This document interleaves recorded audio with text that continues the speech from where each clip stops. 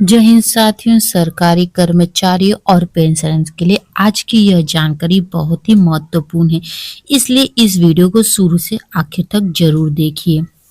साथियों, आप सभी का स्वागत है आपके अपने YouTube channel central staff news में। साथियों, जैसा कि आप जानते हैं कि 8वें केंद्रीय वेतन आयोग को लेकर देश भर के कर्मचारियों और पेंशनर्स के सुझाव मांगे गए हैं।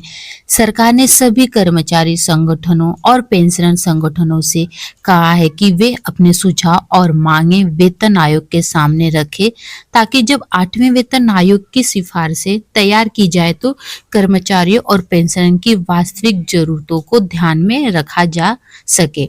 इसी बीच देश भर के कई कर्मचारी संगठनों और पेंशनर संगठनों ने मिलकर एक सामूहिक ज्ञापन तैयार किया है।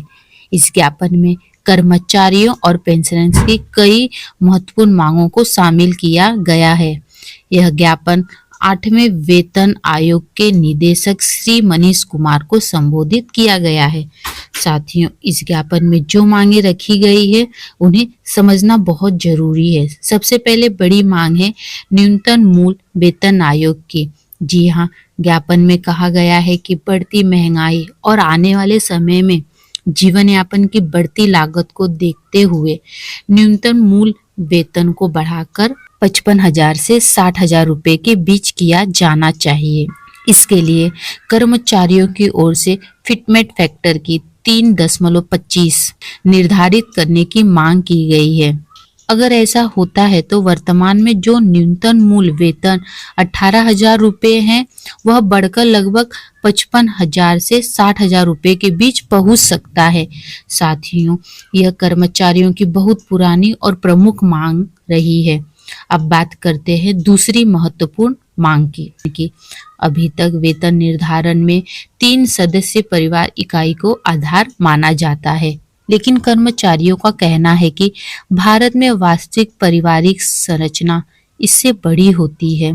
इसलिए नए सिफारिशों में परिवार इकाई को 3 सदस्य से बढ़ाकर 5 सदस्य किया जाना चाहिए। इसमें माता पिता को भी परिवार का हिस्सा माना जाए।